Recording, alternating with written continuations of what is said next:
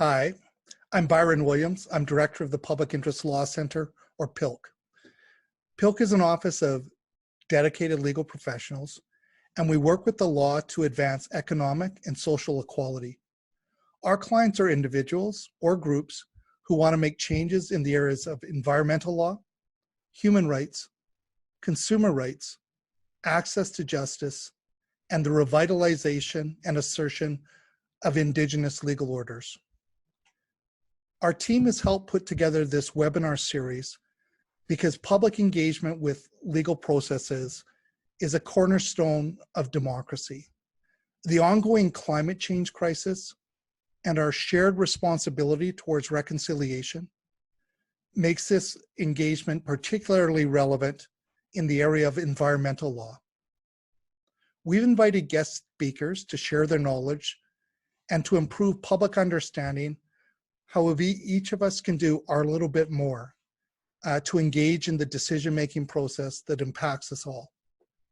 We're so grateful that you've joined this discussion, and we look forward to hearing your feedback. Thank you.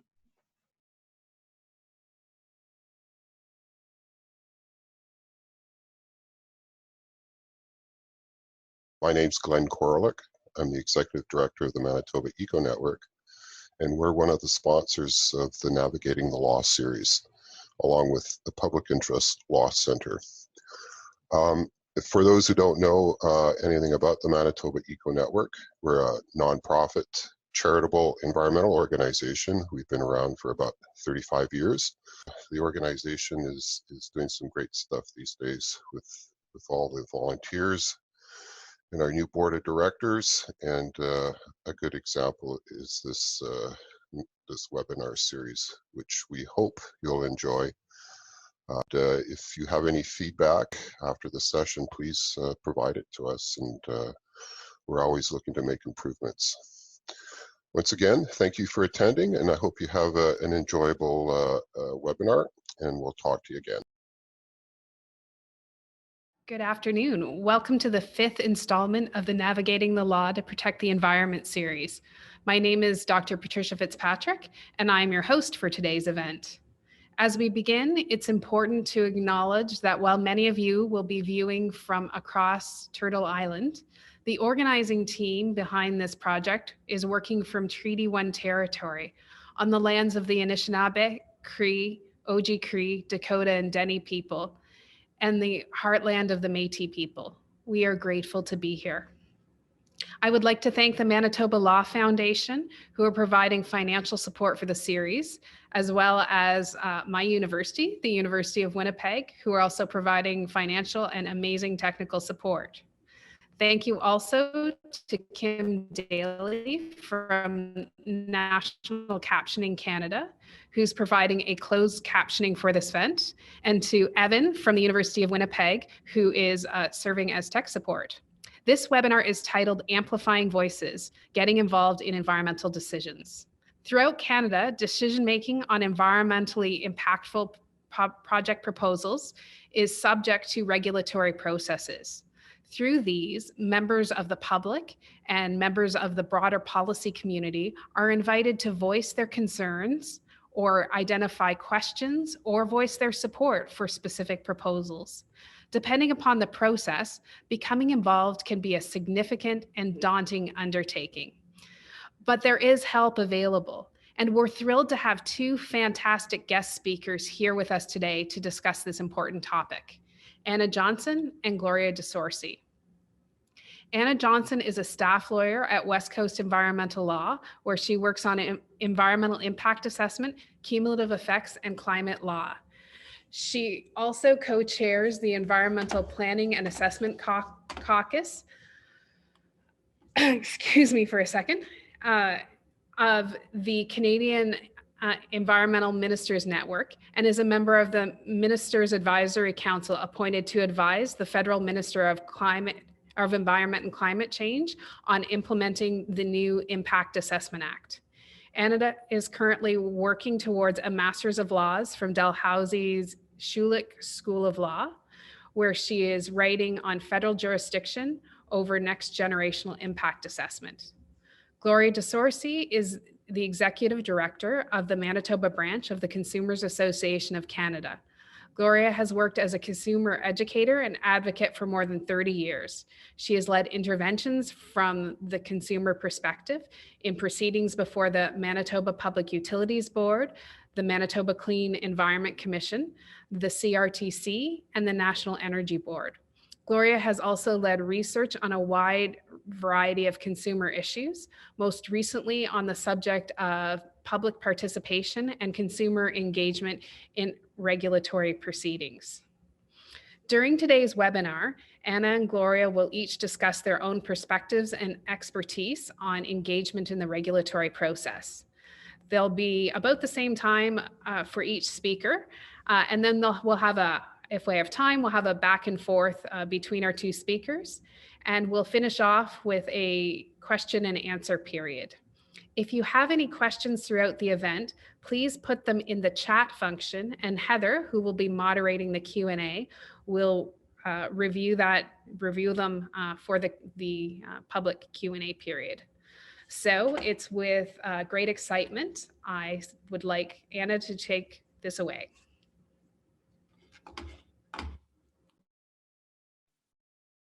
Thanks, Trish. Hello, everybody. Really wonderful to be here with you today.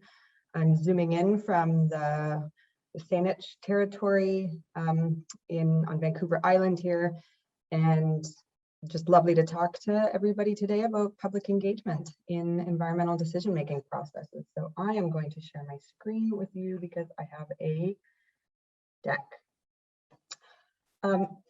So before I begin, I just want to say that I think we really need to dispel the myth about public engagement that has arisen in recent years, that public participation is really the sole tool of anti-development radicals and is a threat to the fabric of society. There we go. There are a lot of different reasons why members of the public may wish and ought to engage in decision-making processes that interest or affect them, and there are a variety of ways that they can choose to do so. So in this presentation, I'm going to touch on some of the reasons why members of the public might want to participate in environmental processes, as well as when it may be strategic to not engage. I'm going to talk very briefly about recent developments in federal environmental engagement opportunities, and then talk about best practices in public engagement and offer some tips. So, why engage? Often people think environmental processes and public engagement as, when they think of those things, they think of really major polarizing projects like pipelines or dams, or really polarizing processes in Victoria like bike lanes. In recent years, pipelines have really stolen the show. In 2012, leading the federal government to enact laws that shut the public out of environmental decision-making.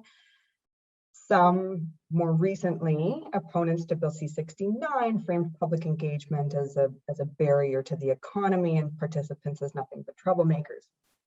But saying go or no go about a project is not the only reason to engage in a process. Often participants want to participate for more nuanced reasons. They're not out there waving placards. They may not have made up their minds about the project and may just want to make sure that if development occurs, it's done responsibly. So you may participate because while you are welcoming local jobs into your community, you also might want to make sure that the project doesn't put your neighbor's health at risk or the local environment. So, for example, I was recently speaking with a local chapter of an environmental group. They were really wanting to engage in an environmental assessment of a mine. The town near the mine could use the job, so this environmental group didn't want to oppose the mine outright. They were, however, concerned about the potential impacts that the mine might have on salmon and caribou. So processes like environmental impact assessment don't just look at whether a project should proceed, but they look at how it might proceed. So participating in an assessment or other processes can go beyond just talking about whether it should be approved and discuss how to avoid or minimize impacts and how to maximize the benefits and ensure that those benefits are equitably distributed.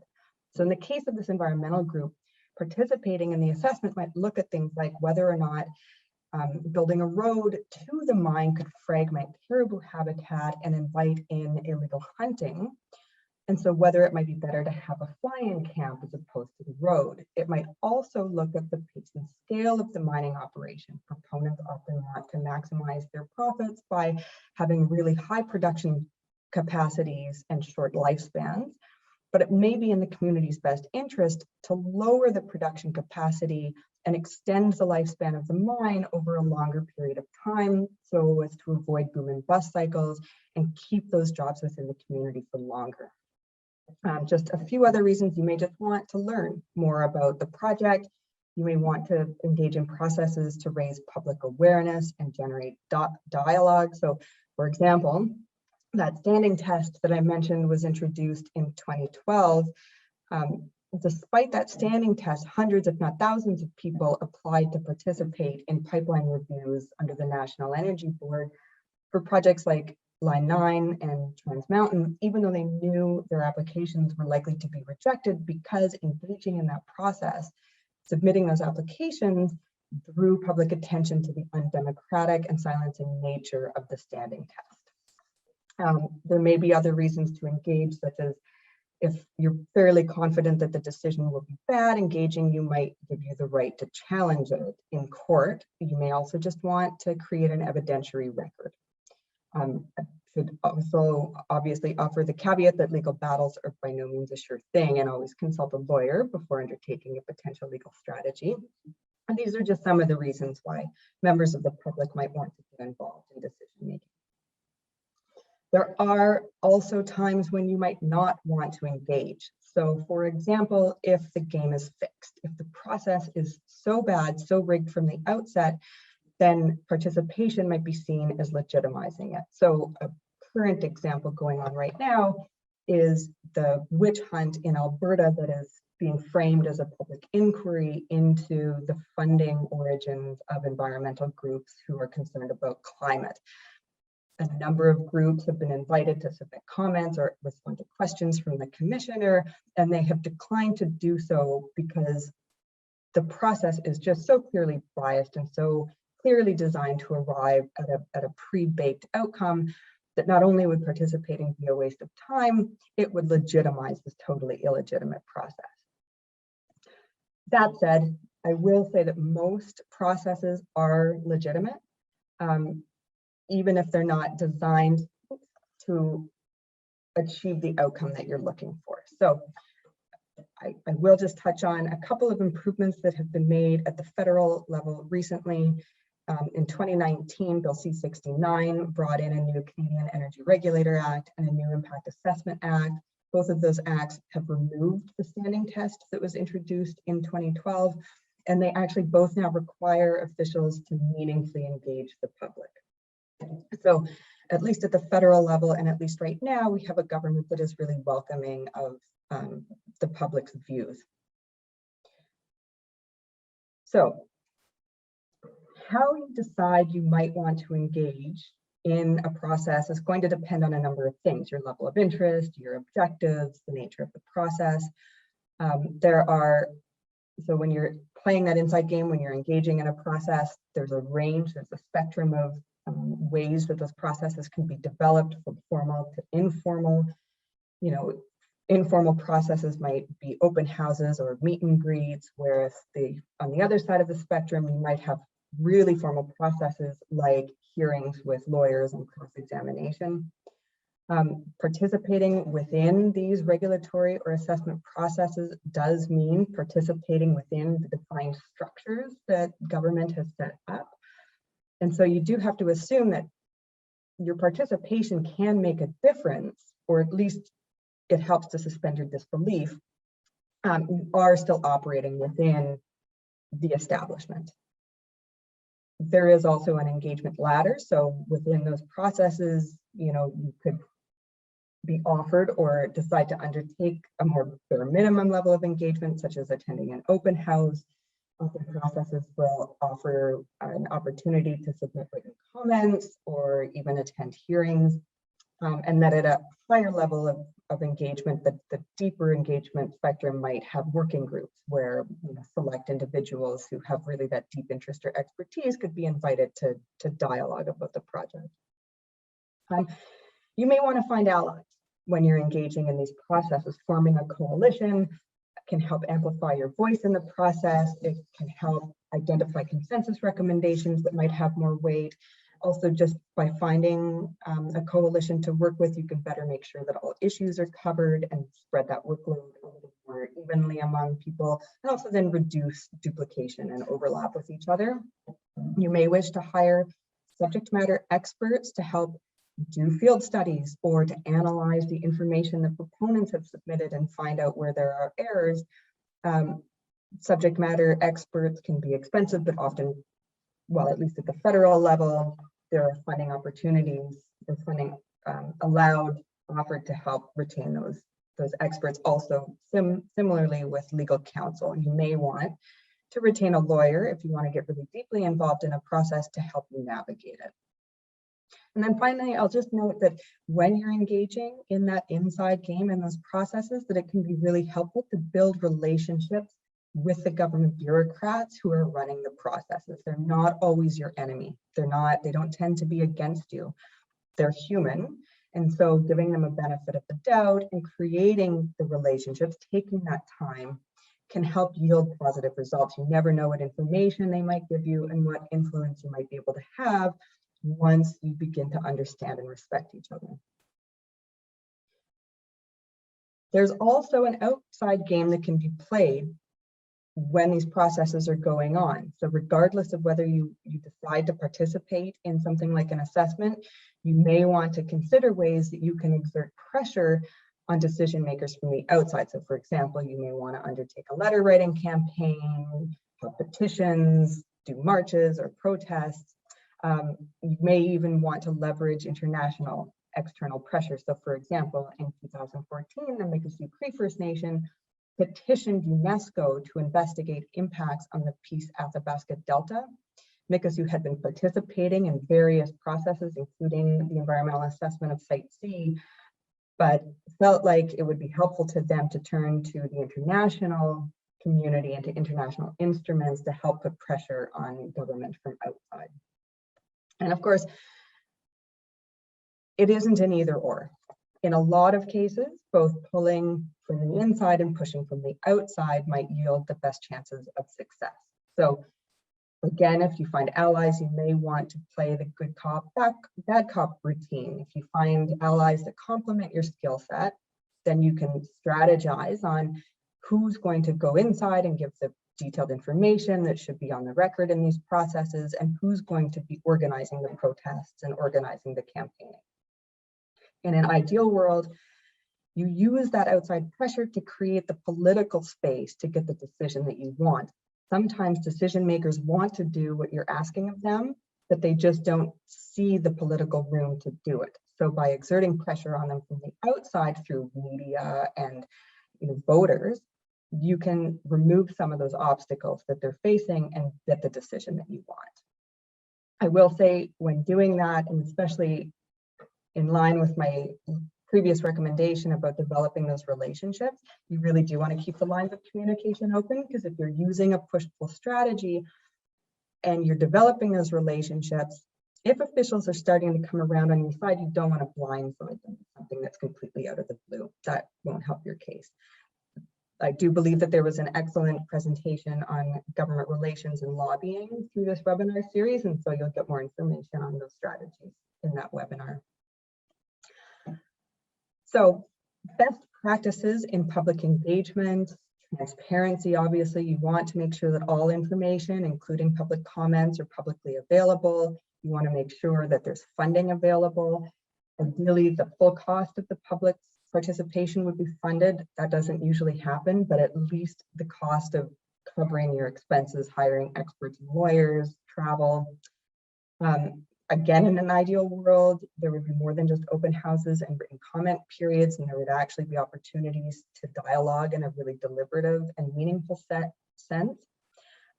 Again, through the retention of experts or with outside help, You want opportunities to test proponents' evidence. And you want to make sure that decisions are public and they're accompanied by detailed reasons, including justification for the decisions taken. So this is my last slide. I just have some tips to offer. First, you really want to identify what the key issues are. Throwing spaghetti at the wall isn't helpful for anyone. If these processes like environmental assessments try to identify every single potential minor harm, important information can actually get buried among the less important information. And proponents actually have been known to use that less relevant information, the thousands of pages of evidence about not terribly relevant stuff, to bury important information. The Federal Impact Assessment Act that was enacted a couple of years ago actually introduces a new planning phase designed at identifying the key issues, so everybody's focus is on the stuff that's really important. Relatedly, seek your expert advice early on in the process to help you identify what those key issues are. I have a colleague in Labrador who tells a story of when her local group first started to engage in the environmental assessment of the Lower Churchill Dam project. They didn't know what the really important issues were, and they just went out and hired an expert on caribou to provide them with a study of the impacts on caribou.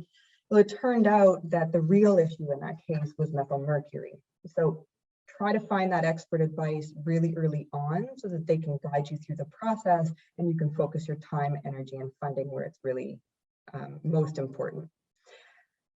Also, make informed submissions if you can, but find the balance between information and being concise.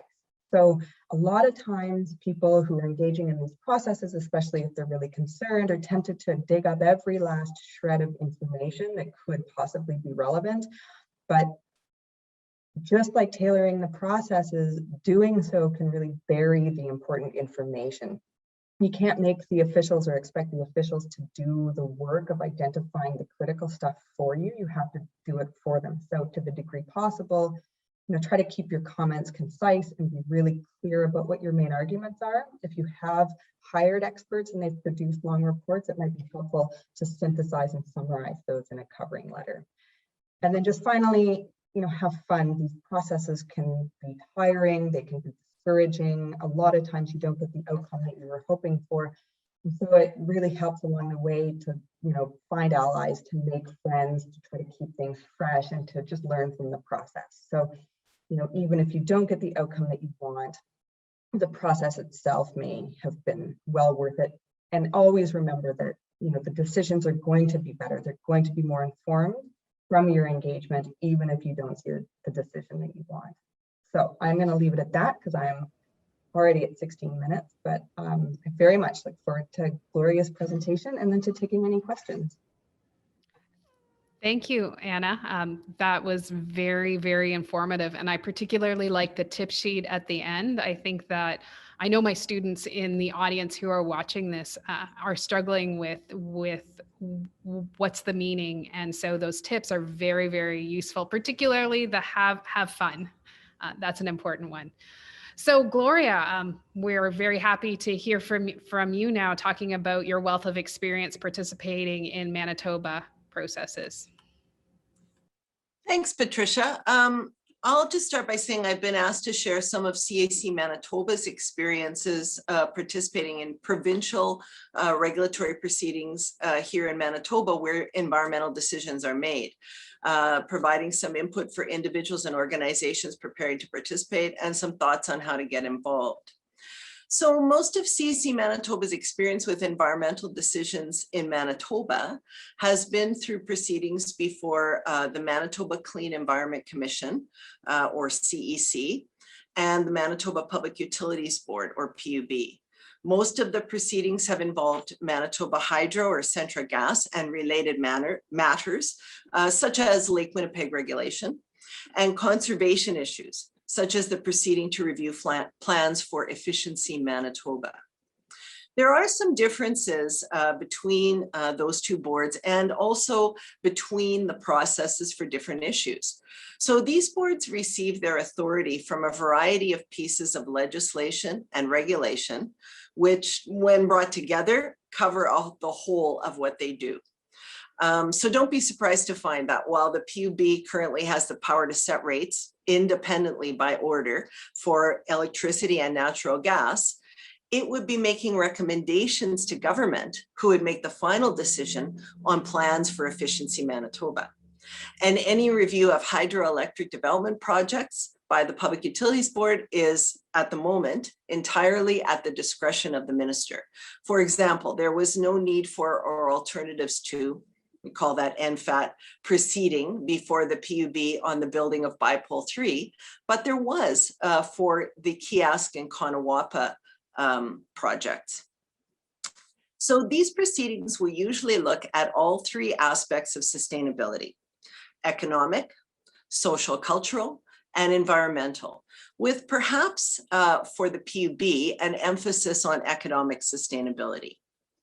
And I want to make just a side note here about the PUB. This is the PUB of today that I'm describing. There is a bill currently before the Manitoba Legislature, Bill 35, that will significantly change the powers and the reach of the PUB as it is today. And so I urge you to take a peek at it, just a heads up. The CEC proceedings that we've been part of have usually been reviewing environmental impact assessments or licensing applications for pending projects. These proceedings also look at all three aspects of sustainability, but may focus on the environmental aspect. The CEC usually makes recommendations to government, including possible requirements for licensing. The minister has discretion to set a maximum for cost awards for participants and sets the scope of issues to be addressed for each proceeding. While the PUB cost awards are paid by the applicant, at the CEC, cost awards are paid by the provincial government. So you can see there are some differences, and I'm only naming a few. There are actually, more. Let's talk for a moment about opportunities for participation in Manitoba. Various organizations and perspectives, as well as individuals, have an opportunity to participate in these proceedings in a variety of different ways. Let's start with the easiest option, I'm going to say easiest, and work our way up. Some groups and individuals choose to participate by live streaming or watching proceedings. Remember the old days we could actually go somewhere and watch in person? Well, now they live stream. This is a great way to learn about the process. And let me assure you that as a person who is not a lawyer or an environmental scientist of any sort, the first few times for me, it was like watching paint dry. But then you hit on a day when there are some public presentations, or maybe you hear a stirring closing argument from one of the participating organizations, and you hear organizations and individuals making really credible arguments based on sound evidence, and you hear them speaking from the heart, and you see the decision makers' rapt attention, and you realize, aha, this is why this matters. This is an opportunity to make real change, positive change. Some individuals will choose to email or snail mail their comments and concerns to the PUB or the CEC. And both organizations accommodate this practice with a link on their websites. These comments are reviewed by board or commission members, but usually do not form part of the official record of that proceeding. Some individuals and organizations choose to make a presentation, usually 10 to 15 minutes in length, scheduled ahead of time for one day or several evenings and days, depending on the board or commission. There is usually a deadline for registering to make a presentation. These participants may also submit their presentation in writing rather than delivering it in person, so they have that option. In both cases, it usually forms part of the official record of the proceeding. If the participant chooses to appear in person or currently by video, they may be asked questions by the board or commission, but usually other participants, so the applicant or other organizations that are participating, are not allowed to question them. I firmly believe, based on years of experience, that no advocate or organization makes a more compelling case than an individual speaking about the impact of a situation on their own life and family. Typically, they receive intense attention from regulators. And I believe this mode of participation is very well worth the effort. Other organizations will choose to participate in a way I've heard referred to as a watching brief. This usually means they monitor a proceeding. They don't plan to bring any evidence or ask any questions of the applicant or other witnesses, but they may offer comments on behalf of their organization if they see something they feel, that's important for them to comment on. These participants may or may not be represented by legal counsel. Still, other organizations will apply ahead of time to participate more fully in the proceeding. And I think you've heard Anna talk a lot about this kind of participation as well. These participants may hire expertise, both legal and other, question participants and the applicant, present evidence, and offer closing recommendations. This is the most time and resource consuming mode of participation. But in many ways, it can also have the largest impact on the final decisions and decisions for the future, if not just for that proceeding. So I'd like to just take a minute to talk about why CAC Manitoba chooses to participate in these proceedings. And let me start this section by saying, I love the title of this webinar, Amplifying Voices. This is brilliant. For CAC Manitoba, that is one of the major reasons that we expend the time, effort, and sometimes the tears to participate as fully as possible in these proceedings. We can be a lone voice crying out in the wilderness of a busy media day or a desk full of letters to the MLA, or we can stand up before decision makers using whichever of the modes of participation I've discussed and be counted amongst other policy communities and perspectives on the environment. And I guess the reality is, like many organizations, we really do a lot of all three. We are currently doing some research with organizations, regulators, industries, and individuals regarding public participation in regulatory proceedings, as Trish mentioned when she introduced me. One of the themes we've been hearing from individuals and organizations is, do they really listen? Does my voice make a difference? What difference can I possibly make? In my experience, each of the ways of participating that I've discussed in regulatory proceedings serves to exponentially amplify the voice of those we represent as an organization. A second major reason for our participation is that both the CEC and the PUB offer nonprofit organization cost award opportunities. You heard Anna discuss this as well. I have to say this is a game changer for a small organization like CAC Manitoba. We like to say we put the non in nonprofit, and I'm sure we're not the only ones here today that are in that boat. It enables a small group like ours not only to hire legal expertise to guide us through the labyrinth of regulations and requirements that direct these proceedings, but when necessary, it enables us to hire the expertise of environmental scientists and experts to credibly test the evidence of the applicant or corporation and to provide evidence, of our own if necessary, enabling CAC Manitoba to make credible, evidence-based recommendations and to effectively assist the decision-making of whatever board we are before. It has changed our ability to provide credible and effective representation for consumers. So, how does a group get started? Well, I think you heard Anna say it, I'm going to say it, start well in advance. Contact the regulator and find out what is coming up on the regulatory calendar as far ahead as a year, if they have that info that far ahead. If an issue is planned that you are interested in, learn as much as you can about the issue as early as you can. Then think about your resources. Consider what input your organization can offer and how much time and effort you can put into the proceeding to determine how you want to participate. Something for nonprofit organizations to consider if you decide to make a written submission or presentation. Even if you're not seeking legal representation, or if you are deciding if you want to take advantage of one of the other participation options. You can often obtain unbiased background information to assist you in making an effective and meaningful presentation or making a sound participation decision from the Public Interest Law Center, one of the sponsors of this webinar. PILC is a part of Legal Aid Manitoba, and it is part of their mandate to assist nonprofit organizations to build internal capacity.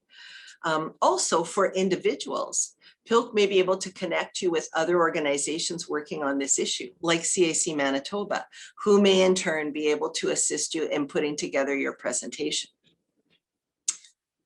What about hiring expertise? If you do decide to apply for status to participate fully in the proceeding, and if you think you will qualify for cost recovery based on the rules of the board or commission involved, I want to recommend that you seriously consider hiring some legal expertise, particularly if the process is new to you. There are several lawyers in Manitoba that have experience in this type of work, and also the Legal Help Center or Legal Aid themselves may be able to provide a list of those. A nonprofit organization can also apply to PILC for legal services. Their resources are limited, but if they are unable to provide legal services, they may be able to assist either with unbiased information, as I mentioned before, or a recommendation of other legal firms that you can try. It is possible to participate in these proceedings without legal expertise, and I have seen it done very effectively by individuals who are well-versed in the procedure and also well-versed with the issues in their own right. In most cases, however, legal expertise can significantly enhance the effectiveness of your participation. And if cost awards are available, this is an opportunity organizations don't often get. So if you can take advantage of it, try to do so. If you decide with your legal counsel or on your own that your representation would benefit from some evidence from an independent expert, and if you qualify for cost awards, I urge you to remember that the expert is just that, independent. They may be highly qualified and great at their work, but their evidence may not support the position that your organization hopes to bring forward. Be prepared for that. And my recommendation is not to try to sway or limit the evidence that the independent expert passes on to the board or commission. You hired them for a good reason. Your credibility as an organization only stands to grow from giving them latitude and then being prepared to explain why you as an organization may be recommending something slightly different to the board that's not necessarily in keeping with the evidence of your expert. And I suspect I'm over my time, so I'm going to move to a few final comments. I'm going to say it again because it can't be said enough. Think about long-term planning. To really be successful at full participation in these proceedings, a group needs to start early and have a game plan in place before the application deadline. Successful applications that get funding are those that are well planned and kind of fully fleshed out before they are sent in. The application forms are extensive. Be prepared with all the necessary info. You heard Byron Williams at the beginning of this webinar. According to him, one of the biggest setbacks for organizations receiving participant funding is lack of planning and lack of preparation ahead of time. Think of it as a grant application. Those of us in the nonprofit sector have done many of these. For many applications, you almost need to conduct a small research project just to complete the form, right? And you submit the completed form months, maybe a year before a decision is made. Submitting an application to receive cost awards and participate fully in these processes is very similar. My second and final comment, don't get discouraged. Sometimes when you participate in regulatory proceedings, you immediately make change. Those are the ones I love. I'm not a very patient person, but more often, much more often, you have to expect to be in it for the long haul. Use any sporting analogy you wish. You can lose the game, sometimes many games, and you can still eventually win the tournament. Or maybe you can change the rules of practice of the tournament so that it's more accessible. there's always an opportunity, or maybe you can just get a little foothold in next year's tournament. Maybe you can get a slightly better spot in the lineup based on your participation. There is always a small win to be had. There's always something to celebrate, even though there might be a lot of big losses along the way. Please don't get discouraged, because it's well worth the time. And I'm keen to hear your questions. Thank you. Thank you very much, Gloria. That was inspirational, and your experience participating in so many different hearings on behalf of consumers in Manitoba fills my heart with joy. And I'm so grateful for the work that you and CAC Manitoba do, particularly when you bring forward consumer panels to regulatory proceedings that usually don't hear from the public. And so you do an amazing job. I think we'll turn now to the question and answer period. So I'm going to give this over to Heather. Okay, thank you very much. So I see that Anna has already answered a few questions. So I'd like to maybe continue on this positive note that Gloria left us with, and ask if you both would share an example of a time that you felt your participation, your organization's participation in a proceeding had some type of positive influence, or you were able to introduce a positive change. What's something that you've been proud of in terms of an outcome or change that's happened because you took the time to participate? I can go first. Sure. Is that okay? So I'm going to name two things. You heard me mention the need for an alternatives proceeding before the Public Utilities Board for Kiosk and Kanawapa. And at that proceeding, CC Manitoba really recommended, put the brakes on kiosk. We need to step back, revisit this, don't go forward. And the PUB did not decide that. But we rejoiced in the fact that the PUB put a stop to any further work on Kanawapa, which was actually our second, our second recommendation. And so we've been very proud of that.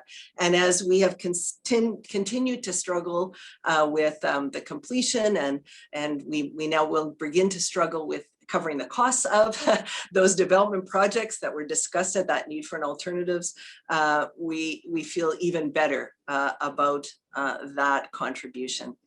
And you asked also about what did we add.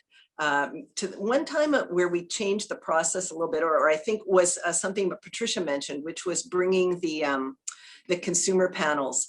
And what was different about that was that we brought them as experts. So they were sworn in as experts in how, for example, the very first one, how PowerSmart electricity and gas conservation programs impacted their lives, how covering the cost of them impacted themselves and their families, and how accessible or inaccessible they were to them as a family. And that was their expertise. And they sat front and center, just like a table full of environmental scientists would, and were questioned by the Public Utilities Board, were questioned by the applicant, and were questioned by any other interveners that wanted to ask them questions. And they shone. And you could have heard a pin drop in the room, and the PUB was focused right on them. There were no closed eyes. There were no sleepy people in the room for their presentation. So we've done that many more times since, because it kind of has become possible now because we did it once. And so that's something I feel good about. Thanks. Yeah, I'll just give a brief example. I represented a local environment group on the environmental assessment of the Site C dam. Now, of course, I'm sure most folks are aware that Site C was approved, which was not the outcome that my client was looking for, but they did get some really good language in the assessment report that came out of the panel process that, referred to their submissions and agreed with them. And ultimately, the review panel actually made recommendations that were against the project, which is what my client was looking for. The political decision makers ignored the panel, but they got really good information on the public record and before the panel. And I think that was, a huge victory for them. Excellent. Those are really great examples. I think I'd like to ask, Gloria touched on this a little bit, and I've just seen a few of the questions that seem to align with this, but as you both have kind of mentioned, participating in regulatory processes like this can be really frustrating and be really demotivating sometimes, especially if, for example, a legal change is introduced that makes public participation more difficult. So for example, what we saw with the federal impact assessment process during the Harper era, and then what we might see in Manitoba, for example, Bill 35 is passed, or if the ongoing federal impact assessment challenge is successful, that Alberta and a few other provinces have initiated. How do you maintain your motivation to continue engaging in regulatory processes when you're facing changes like this? And why do you feel it's important to keep going, even when you get to that point where you're feeling really pessimistic? I know in my experience, sometimes crying in your office can help, crying with colleagues. Maybe not the best solution, but I know during the NFAT, it's one that we needed to use. But what are your thoughts? How do you keep motivated? And just, even if things seem to go backwards, how do you keep going forwards? Yeah, it's a really good question. It's a recent decision of the BC Premier to continue with Site C is a great example of an incredibly frustrating moment. Again, I think like having friends, making friends in the process, people that you can cry in your office with or over Zoom now, I guess, but also people who you can, make fun of the process with. It really, really helps. The solidarity and the sense of community, I think, can help override the feeling of banging your head against the wall, or at least make banging your head against the wall worthwhile. I also really recommend trying to look at the long game. So when Harper introduced those changes in 2012, it shut not just citizens, but environmental groups out of government, out of decision making entirely. And so we had to pivot, we had to be flexible, really shift quickly on our feet and start other tactics and sort of keep focused on the horizon, which was, getting these new laws enacted. So the more you can keep drawing attention to processes that aren't working, the more likely you are to eventually get fixes to them when the political climate changes. So thinking beyond just the maybe, the one process that you're engaging in might help. Yeah, I have to agree with all of that. Crying helps, beating your head against the wall helps, but no, I'm being silly. I think that you do have to mourn your losses. And I think it's very important to have relationships, both within your own organization and with other organizations or coalitions that you work with. CSC Manitoba now works a lot with other groups in coalitions because we're all small and it helps us to share resources. These are your partners for crying, and so that helps a lot. I hear what Anna's saying about the long game, and I think that's very true. You have to always be thinking about the next step. I think it's also important to look for the small wins and see if you can find some little kernel of good stuff, as she mentioned, for example, wording that ends up in the final order that you are able to use, other kinds of benefits that you might use in future proceedings. Those are all things that keep you going, as well as just thinking that there might be an opportunity that you don't see yet coming from this. And I mean, I think that's, for example, you raised Bill 35. If Bill 35 passes as it is, there are a couple of kernels of good stuff in that bill. It doesn't outweigh the stuff that we're concerned about, but we will focus on the good. And that's what I think you have to do, if you want to keep your sanity. I'll just hot pursuit that, and then I see we have more questions, but I think it is really important to remember too, that even if your goal was to stop a project and it didn't stop, the small victories might just be that you made it a little less bad. You might bring some environmental protections or some benefits to communities through your engagement, even though the ultimate goal was not one. Thanks. That's very inspiring answers. So I think we have time for one last question, and we just got a question that I have a few of them.